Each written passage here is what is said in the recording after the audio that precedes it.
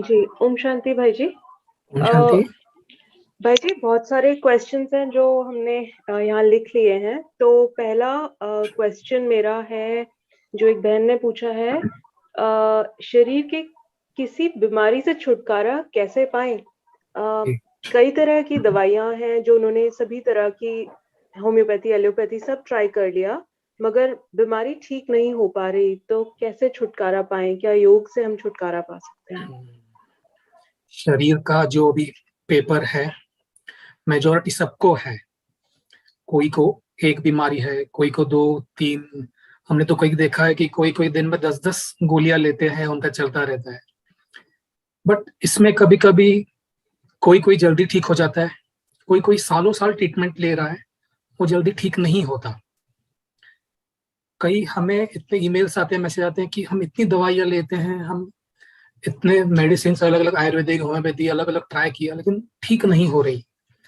इसका क्या होता है? देखो, मुरलियों में बाबा हमेशा बोलते हैं ये जो कर्म भोग है, ये पास्ट के, पिछले जन्मों के जो रॉन्ग कर्म हुए हैं, पाप कर्म विकर्म है, उसका उनका इफेक्ट है। तो हम, जैसे बाबा मुरलियों में वो एक वाक्य आता है, देखो, जो बच्चे मेरी याद में रहते हैं, जो बच्चे मेरी याद में रहते हैं, शरीर के रोग जो उन्हें तंग करते हैं वह स्वतः ठंडे हो जाएंगे। तो फर्स्ट चैप्टर इस बीमारी का है याद। जितना हम योग का चार्ट बढ़ाएंगे, जितना हम मेडिटेशन करेंगे, स्वतः ही हम लाइट फील करेंगे। एंड इस लाइट फील करने से स्वतः ही हमारी जो शरीर की व्याधि या बीमारी है वह सूली से कांटा बन जाएगी। इसमें हम 3 बातें ले सकते हैं, 3 से 4 बातें ऐड करेंगे। फर्स्ट इज मेडिटेशन से अपने शरीर को सकाश देना। इसकी कई कमेंट्रीज भी हैं जो हम 3 बार ऐड करेंगे।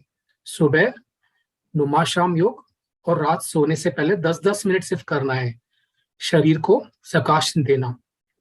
एंड सेकेंड इज, क्या होता है, कई आत्माओं को पिछले जन्मों में हमें हर्ट किया हुआ है, उनकी जो नेगेटिव इफेक्ट है वो हमें आते रहते हैं, वो हमें दुख देती है, वो हमें डाउन करती है, वो हमें बीमारी में क्या बोलते उलझा के रख देती है। तो उन इफेक्ट को कम करने के लिए हम दिन में 10-15 मिनट फॉरगिवनेस का मेडिटेशन करेंगे। जो हम आत्माएं पिछले जन्मों की या इसी जन्म में हमने दुख दिया हो, उन्हें हम, जिन्होंने हमें दुख दिया हो, उन्हें हम टोटली माफ करेंगे, जो भी हो। फॉरगिवनेस का अभ्यास। एंड थर्ड इज, पूरे ग्लोब को इमर्ज करके सारे विश्व को सकाश देंगे।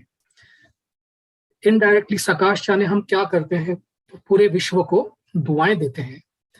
जितना दुआएं देते हैं, रिटर्न में हमें दुआएं प्राप्त होती हैं।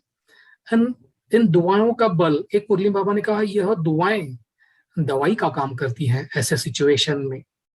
तो शरीर को सकाश, फॉरगिवनेस का मेडिटेशन, सारे विश्व को सकाश।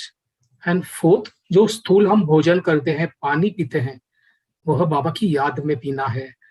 जो पानी चार्ज करके पीना, आजकल जो क्लासेस चलती हैं पानी चार्ज करके पीना। देखो, एक मुरली में बाबा ने कहा था, अगर याद में हम सूखी रोटी भी खाएंगे तो उसमें आपको सारे vitamin, proteins, vitamin A B C सब कुछ मिल जाएगा। तो याद में इतना बल है। तो जितना बाबा की याद में रहेंगे, जितना दुआएं देंगे, फॉरगिवनेस का अभ्यास करेंगे, याद में भोजन, पानी चार्ज करके पिएंगे, स्वतः ही यह बीमारियां सूली से कांटा बनती जाएंगी। It's okay. ये मेन चार बातें। और एक हम ऐड करेंगे, देखो बाबा के कई मुरलियों में आता है, भोग लगाओ, भोगनाएं मिटाओ। कई बार हमने देखा था, दादी जानकी जी को शरीर का बहुत पेपर आता था। एक बार तो इतना सिचुएशन था कि वो बेड पर थे, तो उन्होंने भोग लगवाया। मुझे लगता है आधा घंटा वो भोग में थे, एंड विद इन 15 मिनट्स वो एकदम रेडी हो गए नेक्स्ट क्लास के लिए एकदम। तो ये भोग भी बहुत काम करता है। एंड हमारे कंडीशन में अगर अनुभव पड़ा हो, तो हम फर्स्ट 3 इयर्स जब ज्ञान में आए थे, तो हम फिजिकली इतना फिट नहीं थे, तो हम ना सेंटर जा पाते थे, ना कुछ वाचा सेवा करते थे। तो हमने क्या किया, हमने ये सुना था क्लास कि भोग लगाओ भोग ना मिटाओ, तो हमने भोग लगाना चालू किया अमृत वेला। एंड आज ऑलमोस्ट 6 years है हम अमृत वेला भोग लगाते हैं, एंड उसका हमें बहुत बेनिफिट मिला है। तो ये बातें ऐड करने से हमें विद इन 21 days 3 months में बहुत अच्छा इफेक्ट मिलेगा। ओके, थैंक यू भाई जी, थैंक यू। नेक्स्ट प्रश्न। नेक्स्ट क्वेश्चन, मैं 2 क्वेश्चंस को मिक्स कर रही हूँ भाई जी, दोनों एक ही कैटेगरी के हैं। सो एक तो क्वेश्चन अभी हमें ऑनलाइन ही आया कि हम अपने नेगेटिव थॉट्स दूसरों के लिए कैसे हटाएं और श्रेष्ठ योगी कैसे बने। ओके, पहले हम लेते हैं श्रेष्ठ योगी कैसे बने। हमारे ज्ञान का मेन चैप्टर, सबको योगी बनना होता है, लेकिन चलते चलते बहुत सारे डाइवर्जेंस आकर्षण आते रहते हैं। जब हम नए थे अराउंड 10 years पहले हमें बाबा का एक वाक्य मिला था जो भगवत गीता में है, यानी एक क्लास में हमने सुना था कि भगवत गीता में श्री कृष्ण कहते हैं, योगी तू आत्मा ही मुझे सबसे प्रिय है। वह अर्जुन को कहते हैं, हे अर्जुन, योगी तू आत्मा ही मुझे सबसे ज्यादा प्रिय है, इसलिए हे अर्जुन तू योगी बन। तो हमने सोचा यस, हम ये करेंगे, अगर भगवान को प्यारे हैं योगी तो हम योगी जरूर बनेंगे। इसी जर्नी में हमने एक वाक्य मुरली से ऐसा सुना था, तो हमें बहुत क्लिक हुआ कि अगर योगी बनेंगे, श्रेष्ठ योगी का वरदान पाते हैं तो कितने बेनिफिट्स हैं। श्रेष्ठ योगी बनने के लिए पहले हमें उसके महत्व को जानना है कि उसके क्या बेनिफिट्स हैं, उसके क्या हमारी लाइफ में महत्व है, हमें क्या मिलेगा, प्राप्ति क्या है। तो ऐसा वाक्य मुझे मिला था, बाबा ने मुरली में कहा था, इस ब्राह्मण जीवन में सर्वश्रेष्ठ वरदान योगी तू भव का वरदान है। जिससे ये वरदान प्राप्त होता है उसे बाकी सभी वरदान स्वतः मिलते हैं। तो हमें अचानक एक क्लिक हुआ कि ये श्रेष्ठ योगी भाव का वरदान प्राप्त करने से बाकी सभी वरदान स्वतः मिलते रहते हैं। तो हमने क्या कहा, इतने सारे पुरुषार्थ करने से अच्छा क्यों ना हम श्रेष्ठ योगी बने। तो हमने फर्स्ट 3 years में ऑलमोस्ट मुश्किल से घर से निकल पाता, सेंटर नहीं जाता था, मैं मुश्किल से चल पाता था। 2015-16 में मेरे 2 ऑपरेशन हुए थे हिप जॉइंट्स के। उसके पहले की ये जर्नी थी 3-4 years, मैंने कुछ नहीं किया था। मैंने बस फोकस किया, चलो हम ना कुछ सेवा कर पाते हैं, न बाहर निकल के कुछ वाचा सेवा कर पाते हैं, न कर्मणा सेवा कर पाते हैं, न धन से सेवा कर पाते हैं। बाबा तू मुझसे ये सेवा करा, तू श्रेष्ठ योगी बना, मुझसे मनसा सेवा करा। तो मैंने ये इस पे फोकस किया 3 years कि बाबा से हम ये वरदान ले। एंड बहुत बार मुरलियों में भी आता है, आप वरदानी मूर्त बनो। जितना वरदानी मूर्त बनेंगे स्वतः ही सब प्रॉब्लम ठीक होते जाएंगे। एंड मैंने देखा कि अगर ये श्रेष्ठ योगी वरदान का मिलता है श्रेष्ठ, तो बाकी सभी वरदान स्वतः मिलते हैं। तो जैसे इन वरदानों का प्रैक्टिस हम चाहते थे कि भाई जब हम भी वरदानी मूर्त बने। अराउंड 2014 में हमने दादी जानकी का एक क्लास सुना। दादी जानकी जी एक 70s के दौरान फॉरेन की सेवाओं से इंडिया में आते थे। तो जब यहाँ आते थे, अविक बाप दादा तब एक एक से अलग अलग मिलते थे। तो दादी जानकी यूएस से पार्टी लाए थे, तो एक एक करके सब मिल रहे थे। तो लास्ट में दादी जानकी का टर्न आया, तो बाबा तब सबको एक एक वरदान देते थे इंडिविजुअली। तो लास्ट में दादी जानकी का टर्न आया। दादी जानकी बोले, बाबा अभी मुझे वरदान दो। बाबा मुस्कुराने लगे। बाबा बोले, बच्ची तुम्हारा जन्म वरदानों से हुआ, तुम्हारी पालना वरदानों से हुई, और तुम अभी वरदानों की मूर्त बन गई हो, तो तुम्हें वरदान क्यों, तुम्हें अभी क्या वरदान दूं। तो मुझे ऐसे क्लिक हुआ कि बस कुछ भी हो, हमें वरदानी मूर्त बनना है। वरदानों से जन्म, वरदानों से पालना, वरदानों की मूर्त, कुछ भी हो फोकस पूरा वरदानों पे करेंगे। फिर मुझे पता लगा ये श्रेष्ठ योगी वरदान है, इसमें सभी वरदान मिलेंगे, तो हमने इस पे फोकस किया। तो चलो ये एक चैप्टर श्रेष्ठ योगी भव। एंड श्रेष्ठ योगी भव बनने के लिए कैसे बने प्रश्न है ना। इसमें first of all 4 to 8 hours योग का चार्ट स्टार्ट करना है। 4 hours, देखो पहले ही दिन 8 घंटा चार्ट नहीं होगा, स्टार्ट करना है 4 hours चार्ट योग का। इट्स इजी, देखो हम 1 आवर अमृत वाला मेडिटेशन करते हैं, 1 आवर, 2 आवर। 1 आवर हम मुरली सुनते हैं, वो योगिक होके सुने। 1 आवर नुमा शाम योग करते हैं। उससे अलग एक बैठ के आधा 1 घंटा योग कर सकते हैं, ऑटोमेटिक 4 आवर हो जाता है। एंड धीरे धीरे इस बैठा योग के बाद कर्म योग में ऐड करना है। देखो योगी बनना है ना, तो सिर्फ बैठ के योगी नहीं बनना है। कर्म में हमें चलते फिरते, बात करते, ऑफिस का या घर में भोजन बनाते, इसमें हमें योग को ऐड करना है। देखो बाबा ने मुरली में कहा है, मेरे सबसे बहादुर बच्चे वो है जो कर्म में योग करते हैं। तो हमें कर्म योगी बने बिना हम योगी नहीं बन सकते। सिर्फ बैठा योग इज नॉट सफिशिएंट, कर्म में ऐड करना है। तो 4 आवर to 8 आवर्स चार्ट बनाना है। एंड इसका बेस क्या है? 8 घंटा धीरे धीरे पहुंचाने के लिए फर्स्ट इज अशरीरी बनने की प्रैक्टिस। कीप ऑन प्रैक्टिसिंग, बीच बीच में traffic control, keep on practicing, focus रहना है, हमें बीच बीच में प्रैक्टिस करते रहना है। अशरीरी ए। सेकेंड इज अटेंशन, हमें अपने थॉट्स पे अटेंशन रखना है कि हमारे थॉट्स नेगेटिव में तो नहीं जा रहे, परचिंतन में तो नहीं जा रहे, परदर्शन में तो नहीं जा रहे। जितना हम नेगेटिव में जाएंगे उतना ही हमें यह अशरीरी बनने की प्रैक्टिस मुश्किल होती जाएगी, हमारा योग सहज नहीं होगा। तो अटेंशन हमारे थॉट्स पे है। जैसे ब्रह्मा बाबा का भी लास्ट तक पुरुषार्थ उनसे पूछा गया, वो बोले अटेंशन है, थॉट्स पे अटेंशन था। तो फर्स्ट इज अशरीरी, सेकंड अटेंशन, थर्ड इज आत्मिक दृष्टि। This is very main. जितना हम आत्मिक दृष्टि रखते हैं, दैहिक दृष्टि रखने से, एक वाक्य था मुरलियों में, देह को देखने में, देह में विकारी करंट है, इसलिए देह को न देखो। जितना हम आत्मिक दृष्टि रखेंगे उतना आप फील करेंगे, ऑटोमेटिक योग लगेगा, ऑटोमेटिक हम इजी योग लगेगा। आत्मिक दृष्टि में नॉट जस्ट शरीर को आत्मा देखना है, बट हमें उस आत्मा को, वो जो कुछ भी कर रही है उसमें हमें निर्दोष देखना है उसे। अटेंशन, अशरीरीपन, आत्मिक दृष्टि, and fourth is very important, बेहद का वैराग्य। बेहद का वैराग्य इमर्ज करने के लिए बाबा ने कहा था, इस पूरी संसार को, इस पुरानी दुनिया को शमशान देखो। जितना हम शमशान देखेंगे, बस सब मरे पड़े, कुछ नहीं, सब खत्म होने वाला है, उतना ही बेहद का वैराग्य इमर्ज होगा। बस हमें फील करना है कि बस अभी कुछ नहीं रहा, मुझे अभी कुछ नहीं चाहिए। एक मुरली में था, बाबा ने कहा, अगर स्थिति उपराम बनानी है तो यह संकल्प करो कि मुझे इस पुरानी दुनिया से कुछ नहीं चाहिए, कुछ नहीं चाहिए। जितना कुछ नहीं चाहिए करेंगे, ऑटोमेटिक बेहद का वैराग्य, ऑटोमेटिक अशरीरी इजी होगा, एंड ऑटोमेटिक 6 आवर्स 8 आवर्स योग का चार्ट हो जाएगा, श्रेष्ठ योगी इजीली बनेंगे। नेक्स्ट क्वेश्चन आपने बोला, नेगेटिव संकल्प किसके लिए, कैसे चेंज करें? ये तो आज हर घर में है, हर एक के साथ होगा।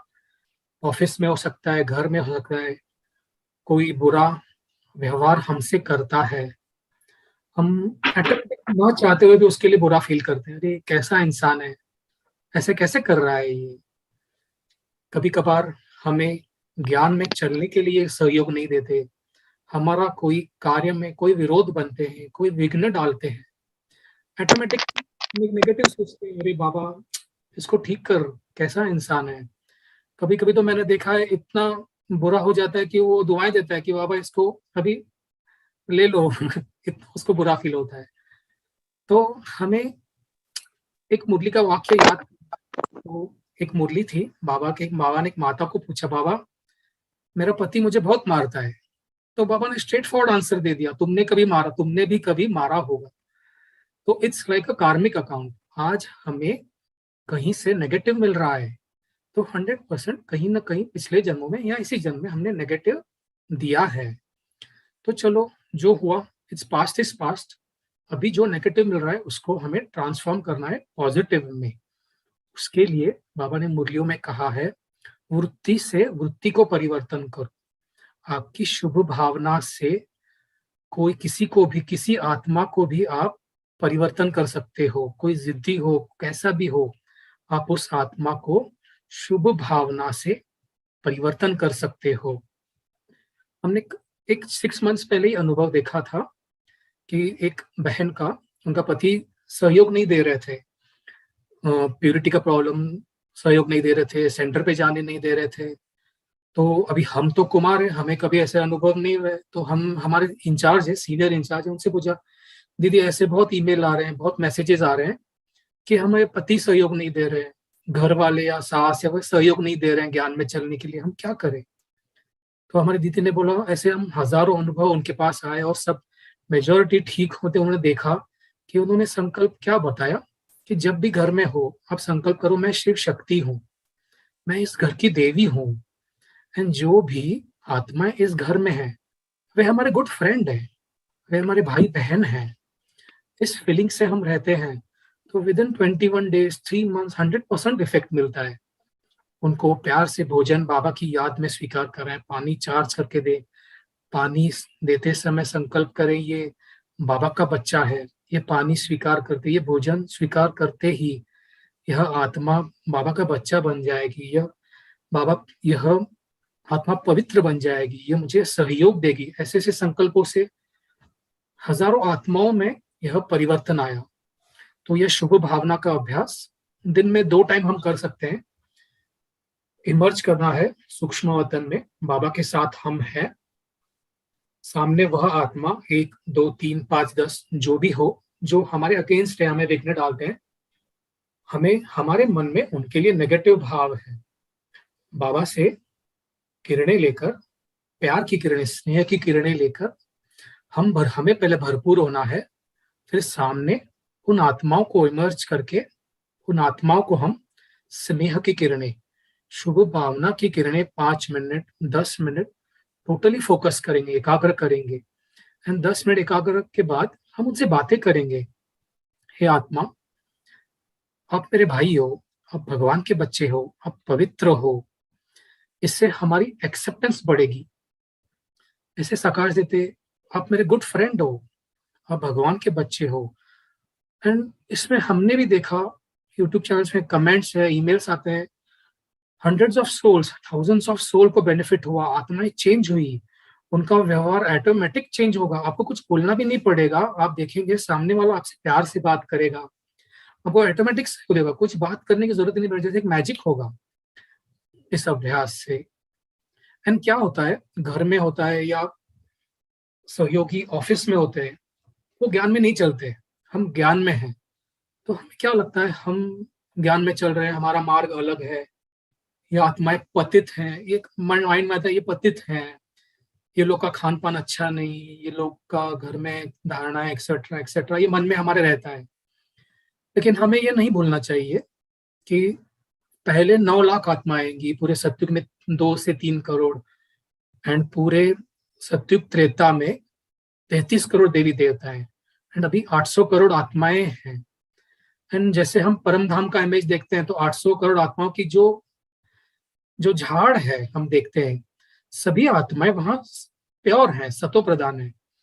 जैसे बाबा कहते हैं सभी आत्माओं को जन्म लेके सतो रजो तमो में आना है, तो हमें नहीं भूलना चाहिए। समझो हम ऊपर है, हम 9 लाख में है, हमारी हमारी लाइट समझो 90 है, बाबा इज 100, हम समझो 90 है या 80 है समझो। बट जो द्वापर के बाद आत्माएं, जो बाबा के बच्चे नहीं है, जो समझो हमारे घर में हो या ऑफिस में हो, उसकी लाइट समझो 45 है, जो द्वापर के बाद, जो 50% के बाद है। बट हमें ये नहीं भूलना चाहिए वो अपने आप में पवित्र है, वो जब इस सृष्टि में आती है वो प्योर होती है, जैसे बाबा बोलते सतो रजतमो, सतो प्रधान होती है। तो उस जर्नी में आते आते अभी वो तमो प्रधान बनी है, बट जो भी आत्माएं हैं इस झाड़ में अपने आप में वो पवित्र हैं, सभी धर्म अपने अपने पवित्र हैं, वो हमें एक्सेप्ट करना है उनको, एंड उसी अनुसार हम चलेंगे, शुभ भावना रखेंगे, तो ऑटोमेटिक सबका सहयोग मिलेगा, सबका स्नेह मिलेगा ऑटोमेटिक।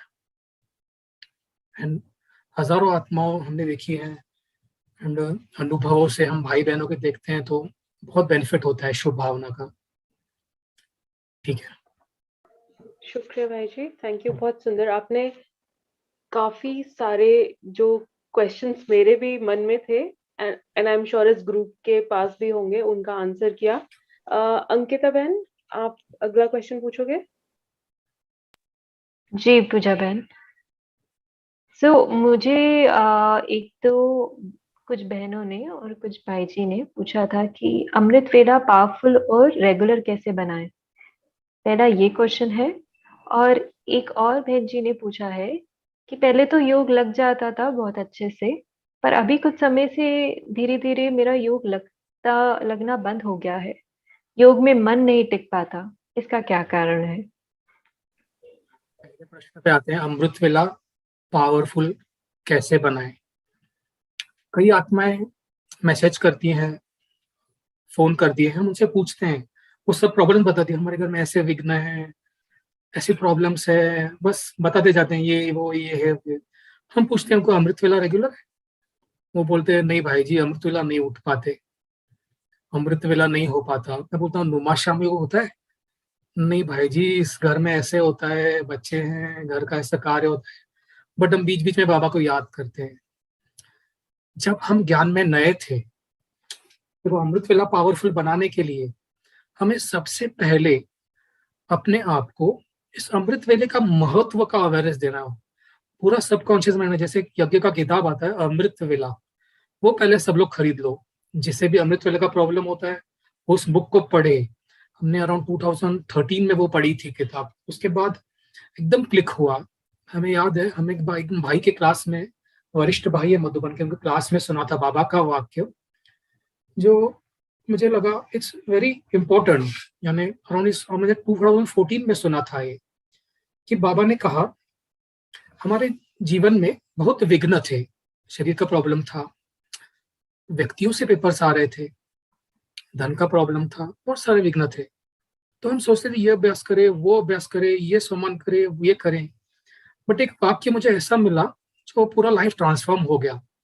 वो वाक्य था, बाबा का वाक्य है ये, बच्चे तुम सिर्फ अपना अमृत वेला ठीक करो, बच्चे तुम सिर्फ अपना अमृत वेला ठीक करो, मैं तुम्हारा सब कुछ ठीक कर दूंगा। तो ये जब हमें वाक्य सुना, अरे ये कितना अच्छा है, बाबा ने सिर्फ 4 to 45 मैनेज करने के दिया है, बाबा इतना अमृत वेला ठीक करो, बाकी जो भी दिन भर का मैं सब कुछ ठीक कर लूंगा। फिर मैंने सोचा यस, अभी हम पहले अमृत वेला ठीक करेंगे। ज्ञान में हम जब नए थे, 1-2 साल हम अमृत वेला लेट उठते थे, कोई 5 बजे उठते थे, कभी 4 बजे उठते तो नींद आ जाती, तब हम इतना अवेयर नहीं थे। तो जब हमें ये वाक्य मिला, बाबा का ये ज्ञान का ये वाक्य मिला, तो हमने पहले साना कि सब छोड़ छाड़ के पहले ये अमृत वेला स्ट्रॉन्ग करेंगे। तो हम लग गए अमृत वेला स्ट्रॉन्ग करने में।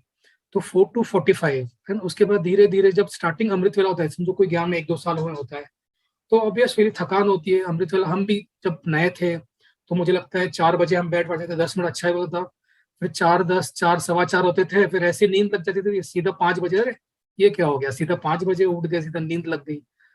तो ये तो चलो मेजोरिटी होता है सबके साथ।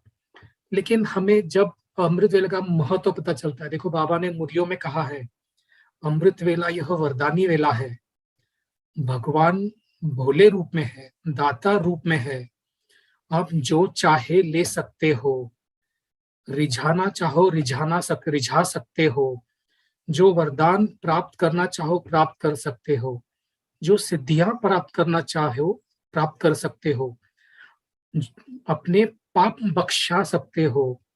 तो यह अमृत वेला बाबा दाता रूप में है, भोले रूप में है।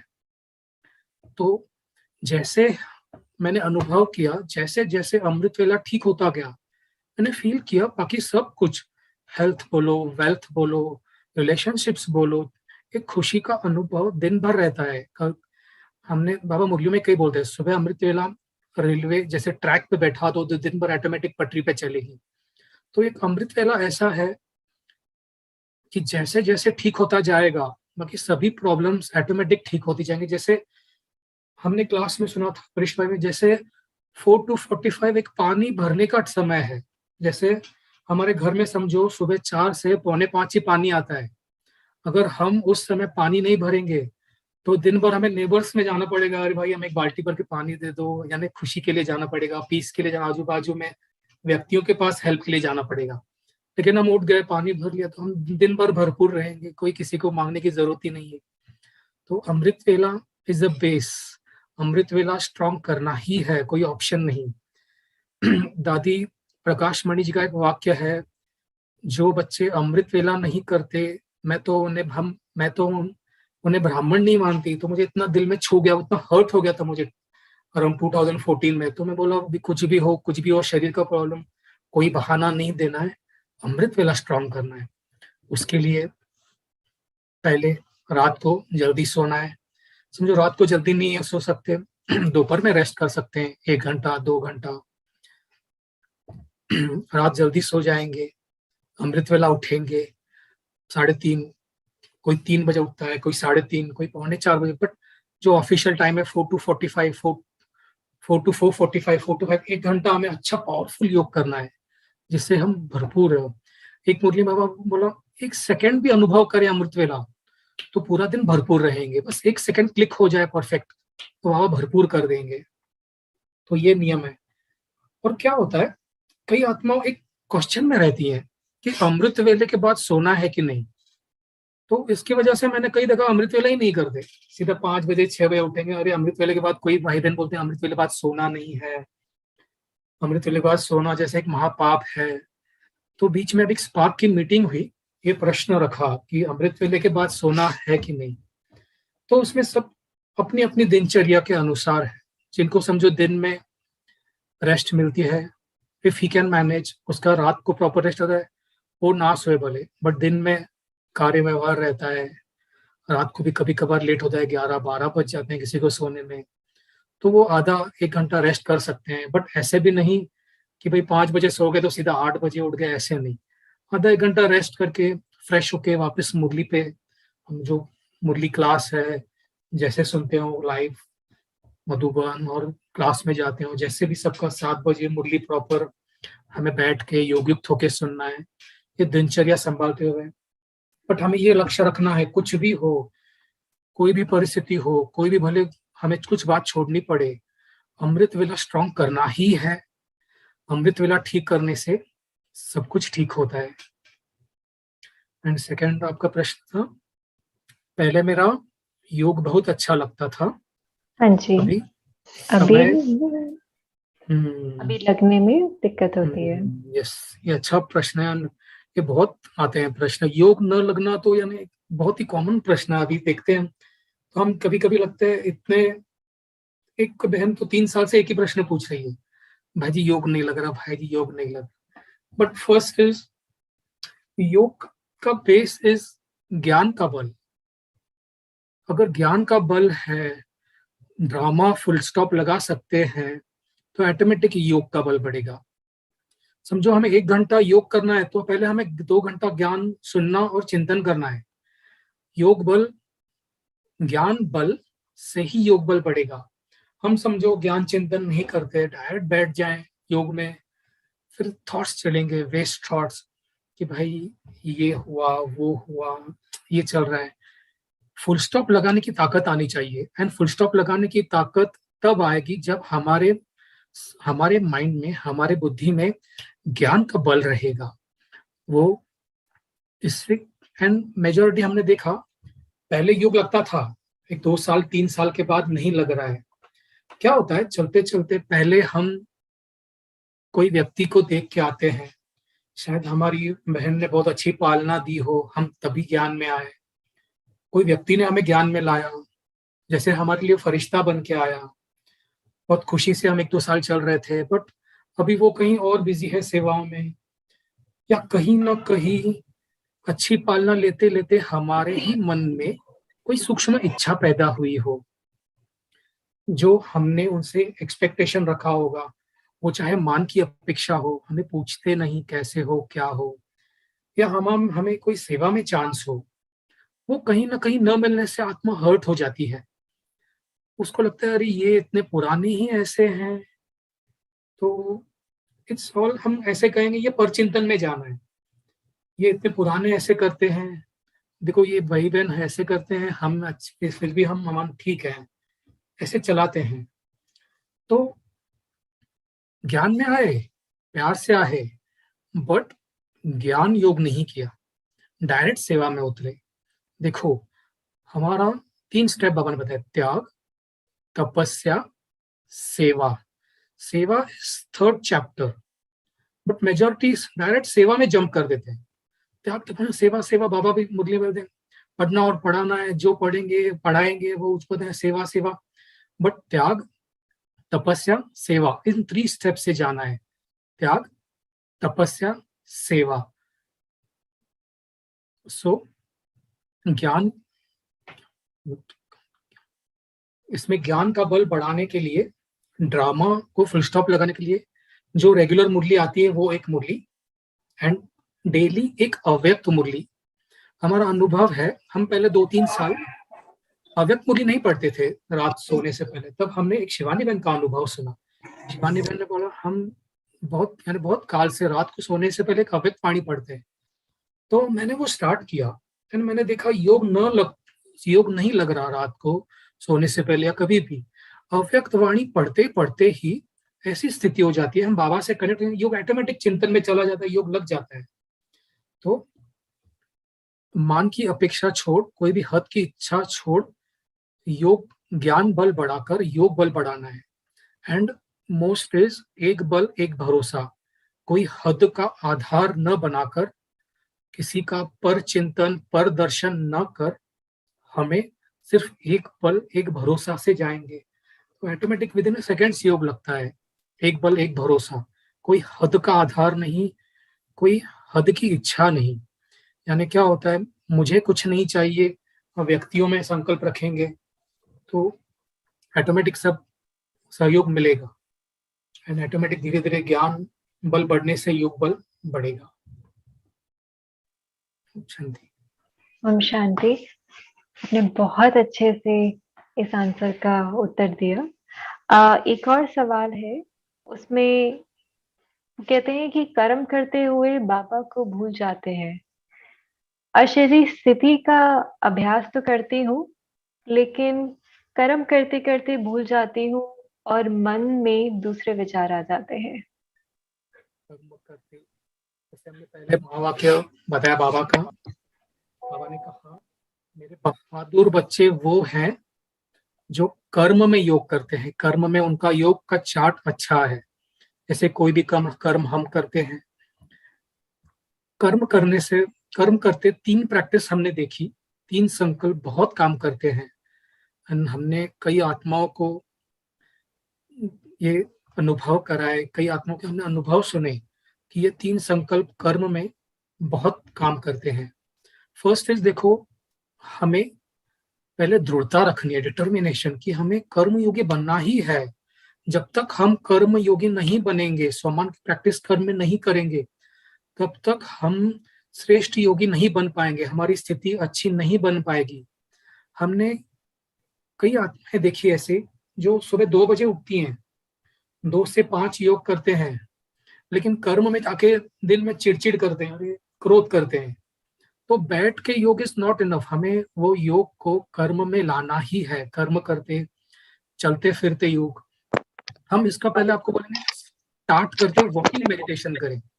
डेली मॉर्निंग या इवनिंग 15 मिनट्स वॉक करें, एंजल वॉक करें या बिंदु स्वरूप में वॉक करें। एक बाबा का वाक्य है, देखो मुझे बहुत अच्छा लगा था, अराउंड 2014-15 के दौरान हमने सुना था। कर्म करते या चलते फिरते अपने को अशरीरी आत्मा समझो या फरिश्ता समझो तो सदा खुशी में उड़ते रहेंगे। कर्म करते या चलते फिरते अपने को अशरीरी आत्मा समझो या फरिश्ता समझो, एंड वेरी इंपॉर्टेंट, तो सदा खुशी में उड़ते रहेंगे। तो हमें बहुत अच्छा वाक्य लगा, तो हमने उसी दौरान वॉकिंग अराउंड 2015-16 में वॉक कर रहे थे, तो हमने स्टार्ट किया। तो जैसे मुरली में भी आता है, अगर याद में 4 घंटा 5 घंटा भी वॉक करेंगे तो पता ही नहीं चलेगा। तो हम चलो ट्राई करके देखते हैं। तो हमने बिंदु ट्राई किया, बिंदु रूप एंड फरिश्ता रूप, तो दोनों अभ्यास अच्छे होते हैं। देखो स्टार्ट में बिंदु रूप नहीं होगा, तो फरिश्ता देखें अपने आप को, फुल लाइट बॉडी है, मैं आत्मा मस्तक के बीच, एंड हमारी शरीर ये स्थूल जैसे फुल बॉडी लाइट, पूरा स्थूल शरीर लाइट है। ये 2 अभ्यास। बट क्या होता है, ये वॉकिंग में तो चलो ठीक है, हम व्यक्तियों से डिटैच हैं, परिस्थितियों से डिटैच है, मॉर्निंग वॉक या इवनिंग वॉक। बट परिस्थितियों में कोई कोई ऐसी परिस्थितियां आ जाती हैं, ऐसी मुश्किल आ जाती हैं, तो बाबा तो कहीं दूर ही रह जाते हैं, संकल्प अच्छे अच्छे दूर ही रह जाते हैं। तो हमने खुद भी अनुभव किए एंड औरों को भी कराए 3 संकल्प। बस एक संकल्प रखो कि भगवान मेरे साथ है। ये मुरली में वाक्य आता है, सिर्फ भगवान मेरे साथ है। एक मुरली में वाक्य था, यदि सिर्फ आप यह सोचो कि भगवान मेरे साथ है तो उनकी शक्तियां आप में प्रवेश करती रहेंगी। तो मैं बोला चलो और कुछ नहीं, हम आत्मा नहीं देख सकते, फरिश्ता नहीं कर सकते कर्म, तो हम बस यही सोचेंगे भगवान मेरे साथ है। आप विजुअलाइज करो कि फरिश्ता एक एज एन एंजल मेरे साथ है, भगवान मेरे साथ है। तो भगवान, बाबा का वाक्य है, आप सिर्फ यह सोचो कि भगवान मेरे साथ है तो उनकी शक्तियां आप में प्रवेश करती रहेंगी।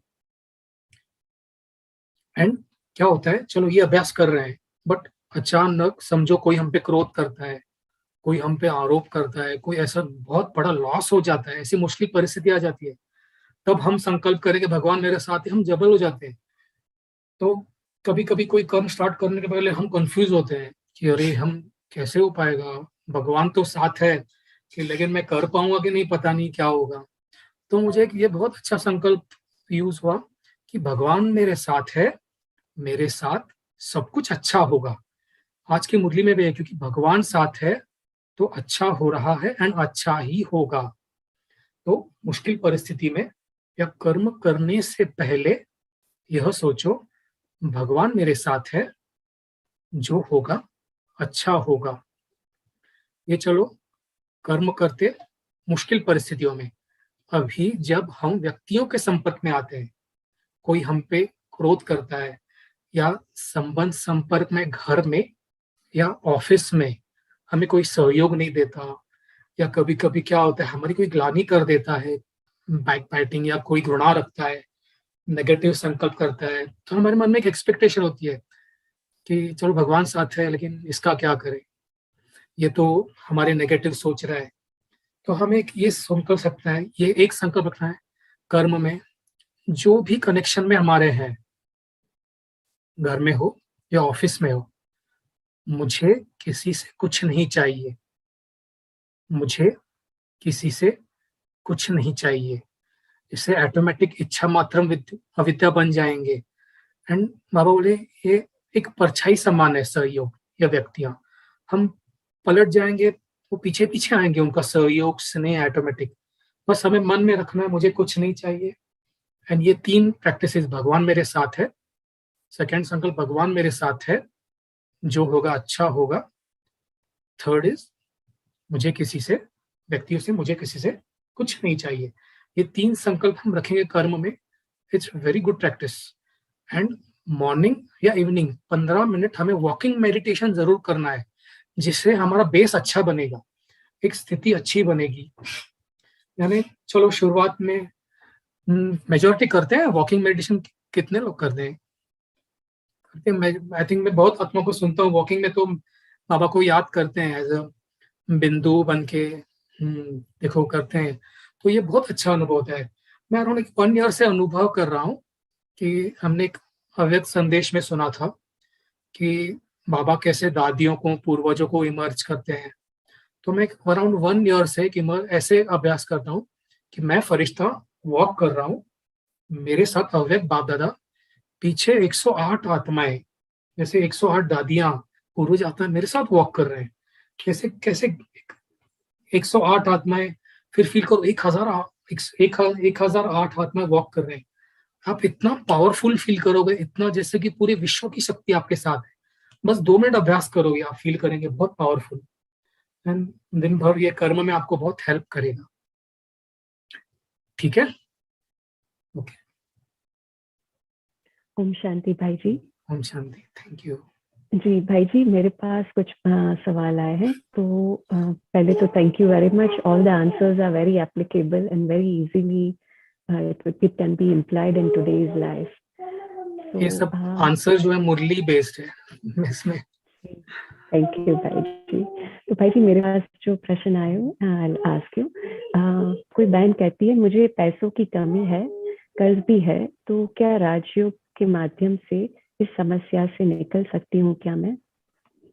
और दूसरा एक सवाल और है कि इविल सोल से कैसे बच सकते हैं हम? मुझे कभी कभी ऐसा लगता है कि आसपास कोई है और मुझ पर कभी कभी उसका असर भी हो जाता है। Thank you. ये पैसों की कमी का भी आजकल ये बहुत प्रश्न आते हैं। मेजोरिटी भाइयों के बहुत आते हैं कि कर्ज हो गया है। ये भाइयों का होता है जो बिजनेस में कर्ज लेते हैं, अचानक लॉकडाउन में बिजनेस शांत हो गया, कर्ज हो गया। एंड बहनों का मैं कम आता है, भाइयों का ज्यादा होता है कि जॉब नहीं है, घर में पैसों के प्रॉब्लम है। लेकिन हमें एक बाबा का वाक्य नहीं भूलना है, जो ज्ञान धन से भरपूर है उन्हें स्थूल धन की प्राप्ति स्वतः होती रहेगी। बहुत इजी वाक्य है। जो ज्ञान धन से भरपूर है वो उन्हें स्थूल धन की प्राप्ति स्वतः होती रहेगी। एंड मुझे शुरू में और एक वाक्य मिला था, ये मुझे भी धन की प्रॉब्लम थी अराउंड 2014-15। तो एक वाक्य था, जो सदा ईश्वरीय नशे में मस्त रहते हैं, अंडरलाइन, जो सदा ईश्वरीय नशे में मस्त रहते हैं वे सर्व प्राप्ति संपन्न बनते हैं। और क्या चाहिए, मैं बोला चलो याद में रहेंगे, मस्त रहेंगे, वे सर्व प्राप्ति संपन्न बनते हैं। तो चलो कोई नया आता है, उनको इजी नहीं होता इतना, तो परिस्थितियों में न उलझकर हम कहेंगे 3 मंथ 6 मंथ्स पूरा ज्ञान योग में लग जाए, पूरा डेडिकेटली। समझो कमी भी है, ठीक है, प्रॉब्लम्स को बाबा को पूरी तरह समर्पण करें। समझो धन की प्रॉब्लम है, अमृत वेला बाबा बोलते हैं आप संकल्प करो, बाबा मैं जो हूँ, जैसी भी हूँ, आपकी हूँ, तो बाबा आपकी सब कमी कमजोरी दूर कर देंगे। समझो हमें धन की प्रॉब्लम है, समस्याएं हैं, कुछ 3 मंथ 6 मंथ्स बस ज्ञान योग में लग जाए, मुरली चिंतन 4 आवर्स तो मिनिमम चार्ट रखें योग का। आप अनुभव करेंगे ऑटोमेटिक जो बंद दरवाजे हैं या कर्ज है वो ऑटोमेटिक इजीली होता जाएगा। जैसे अपॉर्चुनिटीज मिलेंगी आपको कहीं ना कहीं इजीली, आपको कम कार्य करती आपको ऑटोमेटिक धन की प्राप्ति होगी। जैसे कम मेहनत कम और प्राप्ति ज्यादा, बाबा ये वाक्य यूज करते हैं। तो बस हमने एक देखा था, एक भाई सेंटर पे आता था हमारे, बहुत विघ्न है, लेकिन एक महीना बहन जी के पास आता था, बहुत विघ्न है, बहुत विघ्न है, बहुत विघ्न है, कभी ये समस्या कभी ये समस्या। हमारी बहन जी ने बोला राहुल भाई ऐसे ऐसे आ रहे हैं, तो क्या करें। मैंने बोला भाई जी दीदी आप ना उनसे पूछो आपसे नेक्स्ट कल आएंगे ना, उनसे सवाल पूछना कि आपकी प्योरिटी कैसी है। तो उन्होंने बोला नहीं दीदी मेरी प्योरिटी तो ऐसे है। तो ये विघ्नों का मेन कारण है कि प्योरिटी इन संकल्प। चलो क्या बोलते हैं हम ब्राह्मण स्थूल तो काम विकार को जीत लेते हैं, लेकिन कोई कोई में अभी भी दैहिक दृष्टि होती है, कुछ इम्प्योरिटीज हैं, कुछ भी होता है, तो उससे बहुत विघ्न आते हैं। जैसे कि वो इम्प्योरिटी, वो दैहिक दृष्टि एक ब्लॉकेज है हमारे सब कार्यों में, वो हेल्थ हो, वेल्थ हो, हैप्पीनेस हो, रिलेशनशिप्स में हो। जब तक वो क्लियर नहीं होगा प्योरिटी का पार्ट, तब तक ये ब्लॉकेज हटेंगे ही नहीं। हम कितना भी काम करें इन पे, लेकिन वो चैप्टर जब तक क्लीन नहीं होगा तब तक आगे की बातें नहीं होंगी। एंड बस यही ज्ञान योग में लग जाए, ऑटोमेटिक स्थूल धन की जितना बाबा बोलते हैं ना। एंड मैंने अनुभव किया है जब ज्ञान योग में लगते हैं, बाबा से कनेक्ट होते हैं, तो ऐसे ऐसे कर्म में क्रिएटिव आइडियाज आते हैं जो हमने कभी सोचा ही नहीं था। हमने कभी सोचा ही नहीं था अरे ऐसे हो सकता है। क्योंकि हम खुद अनुभव करते हैं कि जब हम खुद बैठते हैं, चलो ये सेवा का प्लान बनाते हैं, चलो बाबा बैठता हूँ, तो मुझसे नहीं हो पाता, अरे 10-15 मिनट बैठ गए कुछ नहीं होगा, तो हम याद में बैठ जाते हैं। तो ऑटोमेटिक ऐसे संकट टच होते हैं, बाबा आपको रास्ता दिखाएंगे कि भाई राहुल भाई कुछ भी आप ऐसे करो, ये करो, वो करो, ऑटोमेटिक क्लिक होगा। एंड विद इन इंस्टेंट करते ही ऑटोमेटिक सब प्रॉब्लम सॉल्व होंगे, वो धन की हो, हेल्थ की हो, कुछ भी हो। विद इन इजी में 3 to 6 मंथ्स आप इस पेपर में से निकल जाएंगे, यानी गारंटी के साथ। हमने देखे अनुभव ये। And next is evil soul का प्रश्न है ना, एविल सोल से कैसे बचें। मुझे कभी कभी ऐसे लगता है कि आसपास कोई है और मुझ पर कभी कभी उसका असर भी होता है। एक मुरली थी, बाबा ने कहा था कि बिंदु रूप में रहेंगे तो इन एविल संस्कार और एविल संस्कारों से स्वतः बच जाएंगे। बस एक वाक्य में उत्तर है, आप बिंदु रूप बनेंगे तो इन एविल संस्कार और एविल सोल से स्वतः ही सेफ हो जाएंगे। बट क्या होता है, समझो कोई नया है एंड जिन पर ये प्रभाव होते हैं कभी कभी वीक होते हैं, तो वे कुछ ऐसे अभ्यास करें, इजी अभ्यास, जैसे फरिश्ता रूप में रहकर अपने चारों ओर बाबा का आह्वान करें। फरिश्ता रूप में बाप दादा का घर में उनका सिर पे हाथ रखें, उनसे वरदान ले, मास्टर सर्वशक्तिवान मैं सेफ हूँ, एंड फील करें उनसे हाथों से किरणें हमारे पूरे सूक्ष्म शरीर में जा रही है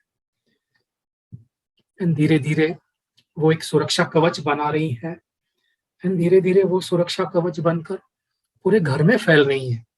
जैसे वो परमात्मा किरणें पूरे घर को सेफ कर रही है, परमात्मा शक्तियों की किरणें, मैं सेफ हूँ, इसके घर के सभी सदस्य, सभी भाई बहन सेफ हैं। ये कम से कम 15 मिनट्स हम दिन में 2 बार करना है जिनको ये समस्या है। परमात्मा ने इससे क्या होगा, यानी जैसे ही अभ्यास करेंगे वह आत्मा की ऑटोमेटिक शक्तियां इमर्ज होंगी एंड ऑटोमेटिक ये जो एविल संस्कार, एविल सोल, इनका प्रभाव ऑटोमेटिक दूर हो जाएगा, वो ऑटोमेटिक दूर चली जाएंगी आत्माएं। एंड जैसे जैसे 21 डेज 3 मंथ से प्रैक्टिस करेंगे, इसके साथ और एक एडिशन करेंगे, सुरक्षा कवच, ये मेडिटेशन हो गया, एंड इसके साथ ऐड करेंगे हम फॉरगिवनेस का मेडिटेशन। क्या होता है, कोई कोई आत्मा पूर्व जन्मों ने हमारे द्वारा दुख पाया हो, वो समझो उनके नेगेटिव वाइब या को एविल सोल बन के हमारे हिसाब किताब, तुमने मुझे दुख दिया, कुछ भी हो सकता है XYZ, हम उनको इमर्ज करके उनसे क्षमा मांगे, हे भाई बहन, हे आत्मा, मुझसे जो भी गलती हुई हो इसी जन्म में या 5 जन्म, हम पूरी तरह सरेंडर हो, बाबा से किरणें लेकर उनको किरणें दे, पूरी तरह क्षमा मांगे उनसे, हमें माफ कर दो, जो भी हुआ, फॉरगिव, इट्स ऑल, हमें माफ कर दो, हमारे मन में भी आपके लिए कोई घृणा नफरत नहीं है, आप भी खुश रहो, आप भी मुक्त हो जाओ, क्योंकि वो भटक रही हैं, आप भी बाबा से परमात्मा प्राप्ति करो, आप भी मुक्त हो जाओ। ऐसे फॉरगिवनेस डेली करें 10-15 मिनट्स एंड अनुभव करेंगे। हमने सुना बहुत सारी आत्माओं को विदिन 21 डेज, चलो कोई का ज्यादा सीवियर होगा तो 2 मंथ्स 3 मंथ्स में 100% इसमें फायदा होता ही है, धीरे धीरे फायदा होता ही है। एक सुरक्षा कवच, मेडिटेशन एंड फॉरगिवनेस, एंड इसका ये मास्टर सर्वशक्तिमान इस फरमान का ज्यादा अभ्यास करना, जिससे कि शक्तियां इमर्ज रहें, एविल संस्कार, एविल सोल ऑटोमेटिक दूर रहेंगी। ओके, थैंक यू भाई जी। वैसे क्वेश्चंस तो बहुत है और ऑनलाइन भी आते जा रहे हैं, but then I think 5 minute हम और ले सकते हैं। We don't want to miss on your yoga, क्योंकि सब योग की तो एकदम बेसब्री से राह देख रहे हैं भाई जी। तो एक और क्वेश्चन मैं लूंगी, अंतिम समय में पास होने के लिए क्या पुरुषार्थ करना होगा? फर्स्ट डिवीजन में आने के लिए तीव्र पुरुषार्थी कैसे बने? ओके, अंतिम समय में पास होने के लिए क्या पुरुषार्थ करना होगा, डिवीजन में आने के लिए क्या पुरुषार्थ कैसे? यस, इसका मेन वही जो पहले प्रश्न में उत्तर था, 8 घंटा योग का चार्ट, एंड मेन इसके साथ हमें इस अंतिम समय में ये अवेयर करना होगा कि अब ये अंतिम का भी अंतिम समय है। इट्स बहुत कम समय, अचानक कुछ भी हो सकता है। यानी चलो कोरोना काल में तो एक झटका था, यानी अभी तो ऐसे बहुत झटके लग सकते हैं, एंड हमें ये याद रखना है आज अंतिम समय में, हमें इस अंतिम समय में जब हलचल होगी, न व्यक्ति काम आएंगे, न जो प्रॉपर्टी, न वस्तु, न वैभव काम आएंगे। हमें बस यह काम आएगा कि हमने जो श्रेष्ठ स्थिति बनाई है अपनी अपना श्रेष्ठ पुरुषार्थ करके, और काम आएंगे हमारी पुण्य कर्म जो हमने सेवा से मिलाए, जो दुआएं मिलाई हैं, जो पुण्य कर्म हमने किए हैं, ये दो चीजें ही काम आएंगी। हमें ये याद रखना है, डेली इसे इसे याद रखना है कि कुछ नहीं काम आएगा जो हम कर रहे हैं, तो बैंक बैलेंस हो या कुछ भी वैभव हो, या समझो कोई व्यक्ति से हमने कभी कभी क्या होता है, हम व्यक्तियों में बहुत उलझ जाते हैं। एक हमें वाक्य याद रखना है अंतिम समय फास्ट पुरुषार्थ करने के लिए कि हमें कहीं भी नहीं उलझना है। कितनी भी कोई प्राप्ति व्यक्ति लेके आए सामने, जब हम श्रेष्ठ पुरुषार्थ करते हैं तो बहुत प्राप्तियां होती हैं। आपका नाम होगा, आपको धन की अच्छी प्राप्ति होगी, आपको बहुत प्रसिद्धि मिले, आपको लगेगा बस मैं बहुत श्रेष्ठ हूँ। आप इसमें न उलझकर, इन हद की प्राप्ति में न उलझकर हमें आपको श्रेष्ठ पुरुषार्थ में लगना है। क्योंकि अचानक देखो, अभी तो ये इंटरनेट है, ये चल रहा है, तो जिस दिन ये इंटरनेट बंद हो जाएगा उस दिन जो हलचल होगी, चलो कोरोना काल में इंटरनेट था, सब लोग ज्ञान से भरपूर होते थे। देखो, ड्रामा प्लान अनुसार इन 15-20 सालों में सब कुछ ऑनलाइन हो गया है। आप देखोगे प्रॉपर्टी रजिस्ट्रेशन सबका ऑनलाइन है, बैंकिंग ऑनलाइन, सब कुछ धीरे धीरे सब ऑनलाइन हो गया है। कुछ भी ऑफिस वर्क देखो, सब कुछ ऑनलाइन हो गया है। जैसे ऑनलाइन बंद होगा, जो लास्ट में हलचल होगी, जिन्होंने अच्छा पुरुषार्थ नहीं किया होगा वो कहीं ना कहीं जरूर फंसेंगे, उनकी स्थिति हलचल में जरूर आएगी। देखो, अभी अवैध बाबा की मुरली थी, ये लास्ट टाइम बाबा ने क्या कहा था, बहुत काल, अचानक और एवर रेडी। बहुत काल का अभ्यास चाहिए, अचानक होगा, हमें एवर रेडी रहना है। इस अंतिम समय में हम बहुत काल अभ्यास, लंबा समय, समझो लंबा समय ऐसा नहीं 10 साल 20 साल, हम 6 महीना 1 साल भी अच्छा पुरुषार्थ कर रहे हैं, मैं आपको गारंटी देता हूँ, आप 6 से 8 घंटा चार्ट, समझो पहले 4 घंटा 6 मंथ्स टू 1 ईयर तक करो, आप आगे फील करोगे कि यह चार्ट आपका नेचुरल हो जाएगा। आपको उसके बाद मेहनत नहीं करनी पड़ेगी चार्ट बनाने के लिए, ऑटोमेटिक। तो छोटी छोटी कमजोरियां आएंगी, आपको वो मिटा देना फास्ट। बट जैसे आप योग को नेचुरल बनाते जाओगे, वो आपका इजी नेचर बन जाएगा, फिर मेहनत नहीं करनी पड़ेगी। 6 मंथ्स 1 ईयर के बाद आपको जैसे वो बाबा का वरदान मिल जाएगा। देखो, बाबा भी दुआएं उनको देता है जो बहुत बाबा को याद करते हैं। मुझे एक वाक्य मिला था 2014-15 में, जब मैं अपना चार्ट ज्यादा बढ़ाने की कोशिश कर रहा था, तो मैं ट्राई कर रहा था ज्यादा से ज्यादा चार्ट हो, तब मुझे एक वाक्य मिला था। बाबा ने कहा था, जो बच्चे मुझे बहुत याद करते हैं, अंडरलाइन ना, जो बच्चे मुझे बहुत याद करते हैं, मैं उन्हें वतन में इमर्ज करके उनसे रूह रिहान करता हूँ। देखो कितना वाक्य, जबरदस्त वाक्य है ये। जो बच्चे मुझे बहुत याद करते हैं, मैं उन्हें वतन में इमर्ज करके उनसे रूह रिहान करता हूँ। जैसे हम बाबा हमसे बात करें, हम जैसे उनसे जुड़ जाते हैं, जैसे मुरली में आता है, हम बाबा अव्यक्त होते भी हमें ऐसे अनुभव होगा कि वो हमारे साथ है, जैसे साकार में साथ है। मेरे साथ एक फरिश्ता रूपी शरीर बाबा हमारे साथ है, वो मुझे गाइड कर रहे हैं, मुझसे बातें कर रहे हैं। एवरी सिचुएशन में आपको ऐसे क्लिक होगा, ऐसे टच होगा कि अभी क्या करना है। जैसे बाबा ने कहा है, जिसकी लाइन क्लियर होगी अंतिम समय, उनको मैं सेफ स्थान में पहुंचा दूंगा।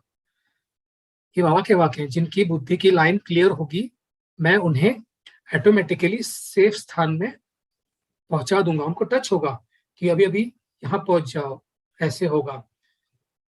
तो लाइन क्लियर किसे कहेंगे? बाबा ने 3 बातें कही थी लाइन क्लियर की, 3 निशानियां। फर्स्ट निशानी बाबा ने कहा, जो बच्चे ज्ञान चिंतन में रहेंगे, जो बच्चे ज्ञान चिंतन में रहेंगे उनकी बुद्धि क्लियर। सेकंड, बाबा की याद में रहेंगे, जो बच्चे बाबा की याद में रहेंगे उनकी बुद्धि की लाइन बाबा से क्लियर मानी जाएगी। एंड थर्ड निशानी बाबा ने कही, जो सेवा की प्लानिंग कर रहे हैं। फर्स्ट इज जो ज्ञान चिंतन कर रहे हैं, जो बाबा की याद में है, या जो थर्ड इज जो बाबा की सेवा की प्लानिंग कर रहे हैं।